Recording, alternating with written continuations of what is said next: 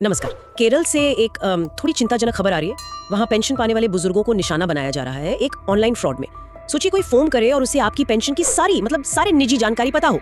आज हम इसी पर थोड़ी गहराई से बात करेंगे, समझने की कोशिश करेंगे कि ये ठग आखिर ये कर कैसे रहे हैं, क्या तरीके हैं इनके और हाँ इसका असर कितना पड़ रहा है। चलिए देखते हैं इसे जरा खोलकर। तो होता यह है कि ये जो ठग हैं ये सीधे पेंशनर्स को फोन करते हैं और कमाल की बात यह है उनके पास पहले से ही सारी जानकारी होती है, जैसे नौकरी कब शुरू की, रिटायर कब हुए, पीपीओ नंबर, आधार नंबर तक, घर का पता और तो और महीने की पेंशन कितनी आती है, नॉमिनी कौन है, सब कुछ। हाँ, और ये जानकारी बिल्कुल सटीक होती है तो जाहिर है सुनने वाले को लगता है कि हाँ भाई कोई सरकारी आदमी ही होगा। बिल्कुल, यही वो भरोसा जीत लेते हैं। अधिकारी बताते हैं, कहते हैं कि जी आपका जीवन प्रमाण पत्र मतलब डिजिटल लाइफ सर्टिफिकेट उसे अपडेट करना है, इसलिए फोन किया है। अच्छा, मतलब पहले पूरी जानकारी देकर विश्वास पक्का कर लिया। हाँ, और जब पेंशन भोगी को लगता है कि हाँ सब ठीक है, जानकारी सही है, तब वो कहते हैं कि बस एक पुष्टि चाहिए, आपके फोन पर एक ओटीपी आया होगा, वो बता दीजिए। ओह, और जैसे ही ओटीपी दिया बस खेल वहीं खत्म। जैसे ही वो ओटीपी मिलता है ये लोग पीड़ित के बैंक खाते से फौरन पैसे निकाल लेते हैं। अरे बाप रे।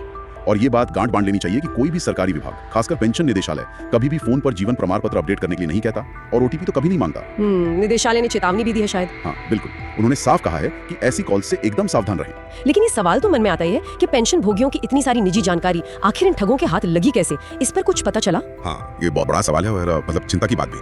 साइबर क्राइम विंग इसकी जांच कर रही है। वो पता लगाने की कोशिश कर रहे हैं कि ये डेटा लीक हुआ कहां से, क्या कोई सरकारी डेटाबेस में सेंध लगी है या कहीं और से ये जानकारी निकली है। जांच चल रही है अभी। और अगर आप देखें कि ये कितना फैलावा है तो साइबर ऑपरेशंस डिवीजन के आंकड़े चौंकाने वाले हैं। केरल में रोजाना मतलब हर रोज करीब 2000 से 2500 फोन कॉल्स ऐसी आती हैं जो ऑनलाइन फ्रॉड से जुड़ी होती हैं। सिर्फ रिपोर्टेड कॉल्स हैं? वो सिर्फ रिपोर्टेड कॉल्स हैं। 2 से 2500 रोज? ये तो बहुत ज्यादा है। और इनमें से केस कितने बनते हैं? इनमें से करीब 125 मामलों में रोज केस दर्ज होता है और अनुमान यह है कि पूरे राज्य में रोज का नुकसान, आप अंदाजा लगाइए, 1 करोड़ से 1.25 करोड़ रुपए का है। क्या रोजाना 1.5 करोड़ रुपए सिर्फ पेंशन भोगियों से? ये कुल ऑनलाइन फ्रॉड है? ये कुल ऑनलाइन घोटालों का अनुमान है जिसमें पेंशन फ्रॉड भी एक बड़ा हिस्सा हो सकता है। लेकिन ये रकम दिखाती है कि कोई छोटी मोटी बात नहीं, एक संगठित अपराध जैसा है। हर रोज इतने पैसे, अविश्वसनीय है। अच्छा, अगर किसी के साथ ऐसा हो जाता है, भगवान न करे, तो क्या पैसे वापस मिलने की कोई उम्मीद होती है? देखिए, उम्मीद तो रहती है लेकिन समय बहुत महत्वपूर्ण है। अधिकारियों का कहना है कि अगर धोखाधड़ी की रिपोर्ट जितनी जल्दी हो सके, खास तौर पर पहले घंटे के अंदर कर दी जाए, तो पैसे रिकवर होने की संभावना काफी ज्यादा होती है। पहला घंटा?